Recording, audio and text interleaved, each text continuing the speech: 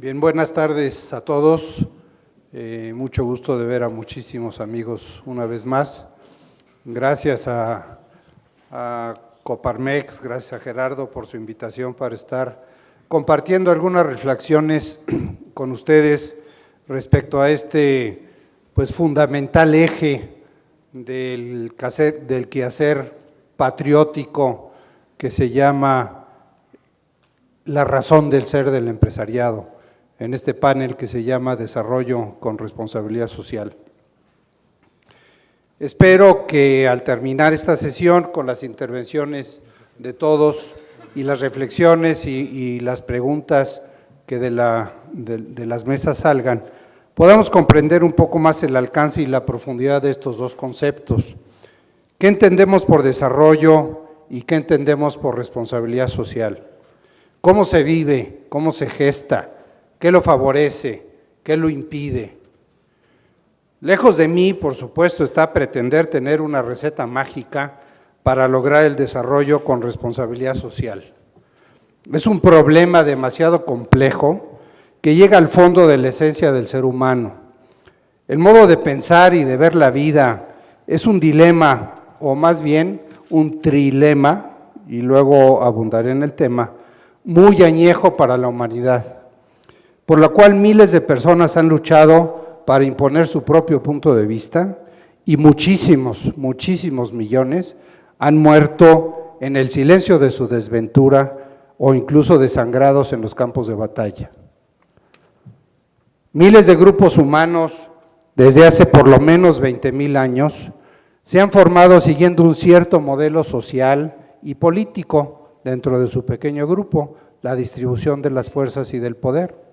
Surgido de una particular forma de ver la vida, el cosmos, la cultura propia, la religiosidad propia, la abundancia o la carencia de ciertos recursos. Ese particular enfoque sustentó un modelo económico de producción y consumo de bienes. Esas civilizaciones crecieron, florecieron y luego se colapsaron, y todas ellas por los vicios inherentes a su propio patrón de desarrollo, y muy frecuentemente por el reclamo, la protesta o hasta la revolución armada generada por los inconformes que se sintieron excluidos del desarrollo y, por lo tanto, de los privilegios que otros sí tuvieron. Alberto, en la mesa anterior, nos hizo una larga reseña de lo que está pasando en el mundo justamente en esta línea, de cómo las percepciones y la vivencia ya ha llegado a la confrontación armada y sangrienta en muchos lugares, protestas civiles todavía en muchos otros ámbitos. Esos patrones de desarrollo en cada uno de los pueblos han significado resultados distintos. Hoy hay alrededor de 200 países en todo el mundo, en todo el planeta, y tomando como un dato, como resultado de cada una de esas civilizaciones, de esas culturas, de ese modo de ser, el PIB per cápita, por ejemplo, va desde $179,000 per cápita, que es el PIB más alto que está reportado en el mundo, que es Qatar, hasta el PIB más bajo de los países del mundo, que es de $300 en Burundi. Ahí en medio échenle lo que quieran, nosotros andamos en 20 y tantos, Europa en general andará en 50, 80, por ahí así, ¿verdad? Pero es unos modelos, unas costumbres, unas formas de ser que generan, tomado el desarrollo económico como PIB per cápita, cosas totalmente distintas. Y luego en distribución de la riqueza, pues igual, hay países que tienen 50, 60, 80% de la población abajo de la línea de pobreza, y hay países que tienen 10, 5, 3% abajo de la línea de pobreza. Entonces, todo esto proviene de ciertos patrones culturales. Hay la experiencia milenaria, ¿verdad?, las civilizaciones chinas, japonesas y de la India, que durante cientos o hasta miles de años, derivado de una forma de pensar y de ser de la sociedad, pudieron mantener y sostener un orden, un sistema, durante cientos o miles de años. Más cercana a nosotros está la civilización griega, romana y occidental actual, europea, que fue estructurando modelos de producción colectiva, pasando por cambios y transformaciones, con épocas de paz, las menos, y muchas veces con convulsiones sociales, guerras con vecinos, guerras civiles, formación de naciones, ruptura de las naciones, expansión, colapso de imperios y de colonialismos. Y todo esto viene de esta confrontación social que en un momento dado ya las incongruencias internas de los sistemas hacen que explote lo que está pasando. En los últimos 3 siglos tenemos arrancando, ¿verdad?, el tema de la Revolución Francesa, el tema de la guerra de las provincias americanas contra el colonialismo británico, todas las guerras de independencia iberoamericanas, que también buscaron la liberación de un modelo, buscando, no siempre, un modelo más igualitario, pero sí un modelo en donde haya autogestión, haya mayor participación para poder decidir su propio destino. Este deseo de participación y democracia se va conformando cada vez más hacia el actual modelo político democrático, aunque sea la peor forma de gobierno excepto todas las demás, como decía don Winston Churchill. La revolución industrial, por otro lado, y entrando al ámbito empresarial, iniciada a mediados del siglo XVIII y consolidada en el XIX, puso al servicio de la producción la fuerza de la naturaleza en calor y en energía eléctrica, que fue sustituyendo poco a poco la fuerza animal y la fuerza humana, con lo cual elevó la productividad de una manera increíble, ¿sí? Sin embargo, normalmente con un pensamiento liberal, esto pasó por situaciones que derivaron en muchos casos hacia verdaderas condiciones pues, de esclavitud o de explotación de los colaboradores. Retomo simplemente 2 grandes protestas de don amigo Karl Marx en su manifiesto comunista y luego del Papa León XIII, que dijeron: los patrones no deben considerar a la fuerza de trabajo, a los colaboradores, como esclavos, deben respetar siempre su dignidad. Esto pues empezó a generar movimientos y empezó a cada uno a su estilo, ¿verdad?, con su ideología, con su doctrina, a denunciar el abuso y la explotación de los trabajadores. ¿Por qué recordar esto y por qué tener presente todo lo que nos decía Alberto hace un momento? En un discurso dijo Winston Churchill, que es un personaje sensacional: si el presente nosotros hoy tratamos de juzgar el pasado, vamos a perder el futuro, nos vamos a inundar de discusiones y de tareas y de diagnósticos y no vamos a llegar a mucho. Pero eso no quita que estudiemos lo que pasó y veamos qué podemos aprender para formarnos un criterio y trabajar y no repetir los mismos errores. Tenemos que comprender que en la esencia misma del ser humano está entreverada la igualdad y la desigualdad. Igualdad en lo esencial, todos tenemos la misma dignidad, las mismas características y cualidades que nos distinguen del resto del reino animal. Y la desigualdad, por otro lado, de dones, de talentos, de habilidades, circunstancias de vida. Estas desigualdades, estas diferencias, llevan naturalmente al predominio de los fuertes, de los más hábiles, de los más conocedores, y la consolidación de esas diferencias genéticas o culturales, ya las traemos o la tomamos del ambiente, generan entonces desigualdades que van modelando la vida de un grupo, de una región o de una civilización. Entonces el proceso normal que ha seguido la humanidad en 20.000, en 4.000, en los años que quieran, ha sido este proceso de concentración en los más aptos, por decirle, darwinismo, ¿verdad?, en donde los bienes van quedando y acumulándose en unos pocos. Esto en sí mismo no es malo ni degradante, porque cada uno tenemos un para qué en la vida y para eso tenemos un con qué. Nuestros talentos, habilidades y conocimientos son nuestro recurso más poderoso para lograr lo que nos proponemos. Ahora bien, al conocernos diferentes, el conocernos diferentes plantea la eterna pregunta: ¿qué hacer ante las cuantiosas desigualdades y en especial cuando son exacerbadas. Jamás lograremos igualdad absoluta en términos de economía personal, de conocimientos, de costumbres, de intereses, de beneficios por el trabajo logrado. El problema es el crecimiento sin límites y la concentración de los bienes económicos, de los bienes culturales, de los bienes sociales en unos cuantos, excluyendo a otros. Creo que los comentarios de la mesa pasada reflejan y van justamente en ese sentido. En el siglo XXI, en este siglo XXI, la humanidad perdió más de 20 millones de empleos, y Roberto se refería un poco a esto, ¿verdad?, entre 2007 y 2009, por la estructuración legal de la manipulación, de la avaricia, del querer a toda costa más riqueza, por medio del engaño y de los mecanismos financieros que se estructuraron para eso. Esa es la realidad. Algunos países europeos y algunos otros que no han salido a la luz están en severos problemas sociales por haber vivido, hay que verlo con claridad, del despilfarro personal y fiscal, vía un crédito creciente que está demostrando ser impagable, tanto como comunidades como personas. ¿Esto por qué? En un espejismo de una bonanza que al final resultó hueca.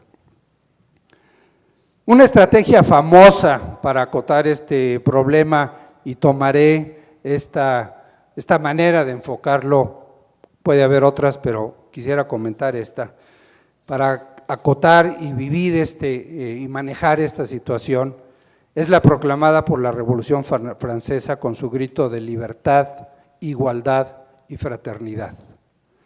Libertad de crecimiento, de iniciativa, de movilidad, y este es uno de los motores más poderosos que tenemos dentro y que se manifiesta, ahí sí, el espíritu emprendedor se basa en buscar impulsar lo más que yo pueda en un ámbito de libertades y de realización. Énfasis aquí en lo que cada uno logre libremente hacer, una sociedad liberal. Igualdad de oportunidades, igualdad de derechos. Aquí el énfasis está en el cuidado que el aparato colectivo, o sea, el Estado, gobierno, haga para proteger al menos favorecido.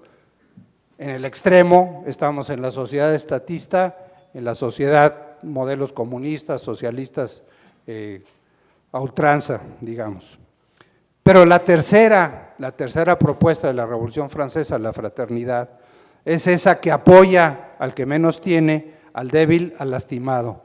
Y aquí el énfasis en dónde está, no en un aparato público, sino en el compromiso personal con el prójimo cercano y con el prójimo lejano de las personas y de las sociedades responsables.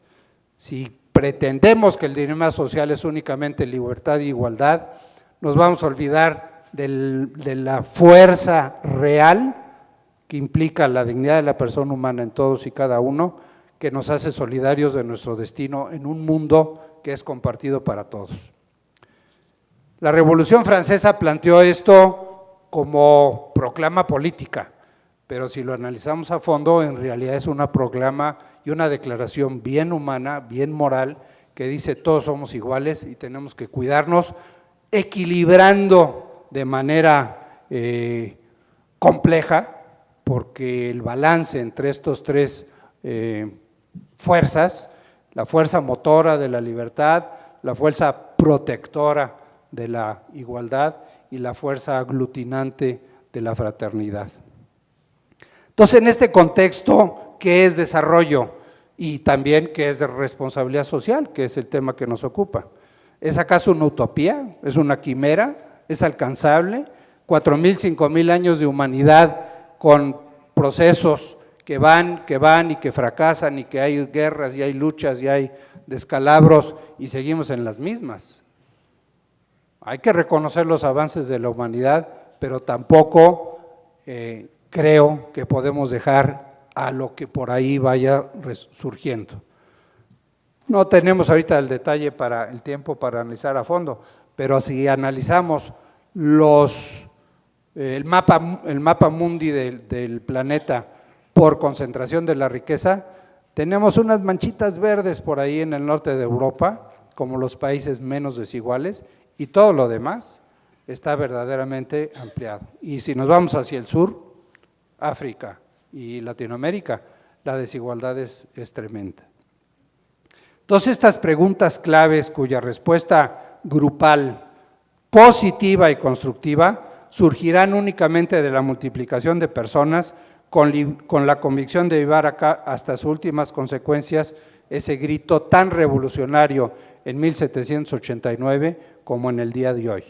Impulsar la iniciativa y libertad, claro, respetar y cuidar la igualdad y vivir cotidianamente, personalmente, socialmente esa fraternidad. La clave del asunto es que demos un peso equilibrado a todas ellas. Este es un equilibrio inestable que fácilmente se carga a un lado. Exige una búsqueda diaria de congruencia, un descubrir las facetas y los alcances que estas palabras tienen. Todo un plan de vida personal y social. Es esta, a mi modo de ver, la esencia de la responsabilidad social empresarial, sobre todo. Tenemos que impulsar, tenemos que buscar, cuidar y tenemos que ligar esto en una relación constructiva verdaderamente humana.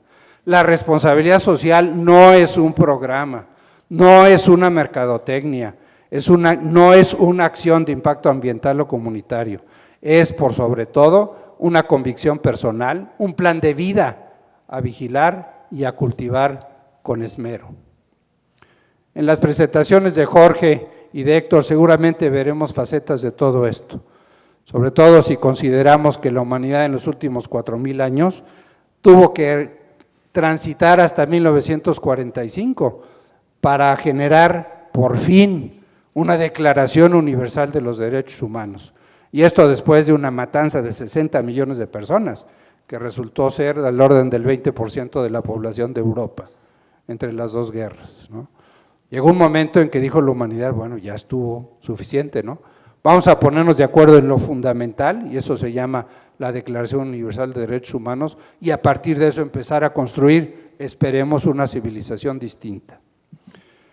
Sin embargo, hay que tener conciencia de que a pesar de todas esas declaraciones y de los planteamientos políticos que han existido, los patrones de desarrollo no han cambiado, es más, en muchos casos han empeorado. Las noticias de los últimos meses nos han revelado que la desigualdad en el mundo, en Estados Unidos y en nuestro querido país siguen aumentando.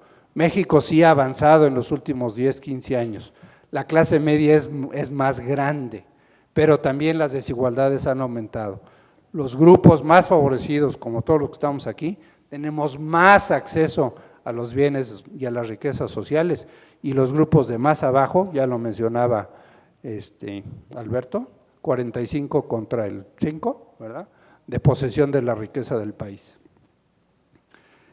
Entonces, en el desarrollo, ¿de qué estamos hablando? ¿Qué es esto de desarrollo?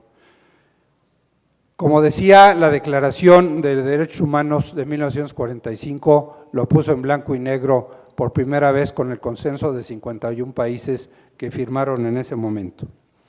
Tiene sus orígenes, sin embargo, como bien lo ha subrayado Amartya Sen, en el pensamiento clásico, en particular en Aristóteles, quien consideraba que alcanzar la plenitud del florecimiento de las capacidades humanas es el sentido y fin de todo el desarrollo. Alcanzar la plenitud del florecimiento de las capacidades humanas, fue su expresión en su momento. El concepto de desarrollo humano se ha convertido en un concepto paralelo a la noción de desarrollo económico. No es lo mismo desarrollo económico que desarrollo humano. El primero es mucho más amplio, ya que además de considerar los aspectos de economía y de ingresos, integra la calidad de vida, el bienestar individual y social, la felicidad, y está inspirado en el artículo 22 y los 3 que le siguen de la Declaración de Derechos Humanos. Toda persona tiene derecho a un nivel de vida adecuado que le asegure, así como a su familia, la salud y el bienestar, y en especial la alimentación, el vestido, la vivienda, la asistencia médica y los servicios sociales necesarios. Esta plataforma fundamental que le permita a la persona ejercer su dignidad, una vida digna. Ahora, este desarrollo humano es un proceso en el cual la sociedad mejora las condiciones de vida de sus ciudadanos, a través de la oportunidad y la posibilidad de acceder al incremento en bienes. También se considera desarrollo humano la cantidad de opciones, de oportunidades que están al alcance para que cada persona, por sus propios medios, pueda hacer o hacer lo que él desea hacer o hacer. Esta posibilidad que una sociedad le da o no le da a las personas es fundamental para lograr ese desarrollo.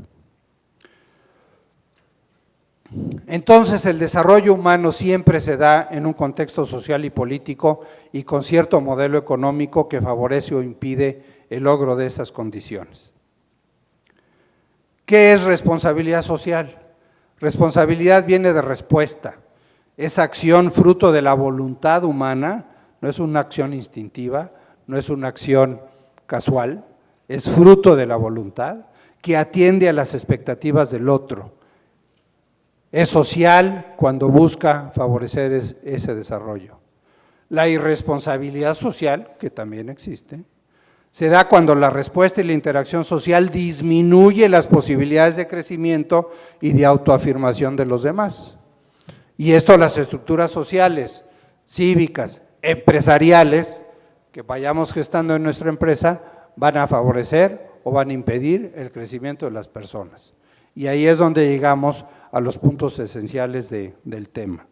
Responsabilidad social, y esta es una definición, ya se nos fue Toño, pero un día se la oí a él y a Gerardo Aranda. Responsabilidad social es hacerme cargo de que el otro puede ejercer sus derechos y vivir su vida plenamente. O sea, tomar yo la responsabilidad de ayudar al otro, mecanismos habrá y discutiríamos, pero tomar yo la responsabilidad de que el otro pueda crecer.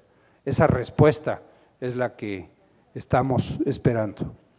¿Qué respuesta, qué actitud responsable nos exige nuestro México? ¿Qué es lo que claman las desigualdades que vivimos, las exclusiones que tenemos entretejidas en las estructuras y patrones de vida de México? En la educación, en las oportunidades de empleo, en el acceso a la remuneración para una vida digna de la familia, en el respeto al entorno, a la naturaleza. Todas esas situaciones son las que están esperando una respuesta de nosotros mexicanos.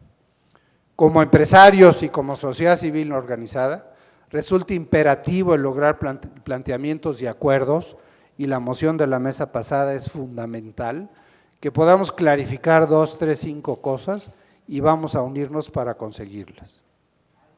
Debemos tener el coraje de arriesgar para dar oportunidad de crecimiento a otros, para lograr ese desarrollo integral de cada persona y de todas las personas.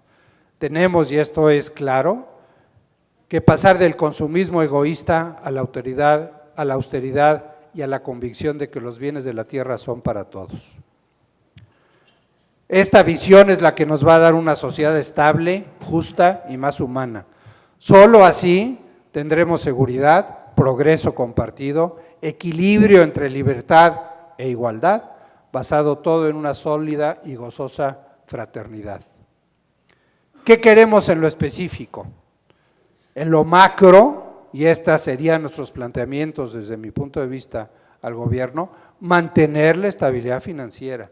La solidez de México en el escenario global es verdaderamente ejemplar, y algunos otros países latinoamericanos dan la clase, ¿sí? Están volteando los europeos a ver por qué México no tiene estas hasta ahorita, y esperemos que no se nos caiga y que no sea un teatrito agarrado con alfileres, sino que la solidez del sistema financiero fiscal público mexicano esté bien amarrado. Eso debe de sostenerse. El manejo cuidadoso y honesto de los recursos públicos, que haya inversión, que haya infraestructura, que haya motivación a la inversión y por supuesto la vigencia del Estado de Derecho. Esa carencia de la vigencia del Estado de Derecho es una de las lacras sociales.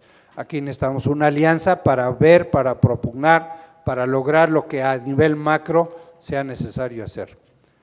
A nivel regional, y pongo el tema de la educación a nivel regional, porque es ahí la sociedad local la que tiene que tomar en sus manos el rescate del aparato educativo. Si queremos hacer una solución a nivel global va a estar dificilísima y seguramente no va a ser aplicable a nivel de cada una de las particularidades regionales que tenemos. La solución educativa, y nos sumamos, por supuesto, al trabajo de Suma por la Educación, que está propugnando por la creación, seguramente muchos de ustedes lo conocen, de estos consejos regionales, estatales, para dialogar con las autoridades y con la sociedad local para la mejora de la educación ahí. Ahí es donde tiene que hacerse la tarea. En lo local, ya a nivel territorial, la ciudad, el municipio, orden y seguridad. Orden y seguridad. Necesitamos tener mecanismos para que esto funcione. Y ahora nosotros en lo empresarial, ¿qué? Porque es muy fácil hablar y decir y exigir, pero nosotros, ¿cuál es nuestra aportación? Creemos, y aquí tomo la voz como presidente de Aliarse, que necesitamos empresas cada vez más claramente alineadas con esta visión, que favorezcan el crecimiento de su personal, paguen sus impuestos debidos, cuiden el medio ambiente, por supuesto que sean rentables, que crezcan y generen más empleos con remuneraciones que permitan una vida digna. Esa es nuestra responsabilidad social primordial, con los más cercanos, con nuestra tarea. Si logramos que la sustentabilidad, el crecimiento, el desarrollo de nuestra empresa en esta línea, ¿verdad?, teniendo un impacto constructivo en la sociedad, vamos a hacer una incidencia sensacional en la transformación del país.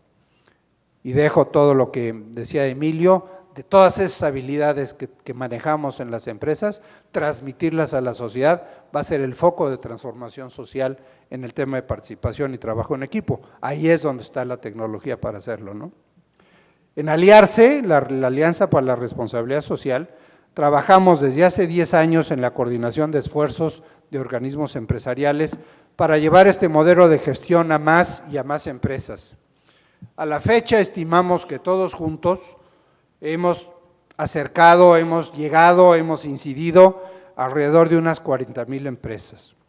Queremos que en los próximos 3 años llegar a otras 40,000, no nos esperemos, la velocidad tiene que ser mucho mayor, tenemos que hacer programas más agresivos de difusión de esta visión, de estos conceptos, salir de nuestra propia concha.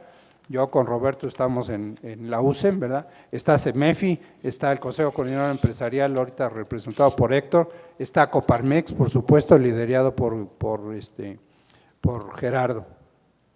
Todos estos miembros de Aliarse, está Compite también, está Concamín, está hay otras muchas cámaras y asociaciones. Buscamos que cada día tengamos empresas más sólidas, amigables con su comunidad y que sean lugares apetecibles para trabajar.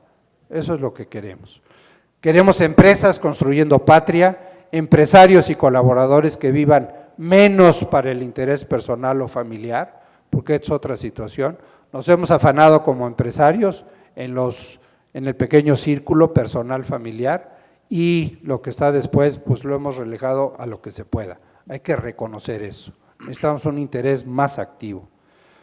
Que cada día, y es nuestro anhelo, nuestra propuesta y nuestra ilusión, que cada día podamos decir, hoy puse el ladrillo que me tocaba en la construcción de mejores condiciones de vida para este colaborador, para este beneficiado de mi organismo social, para este cliente y sobre todo también con la visión de las generaciones por venir.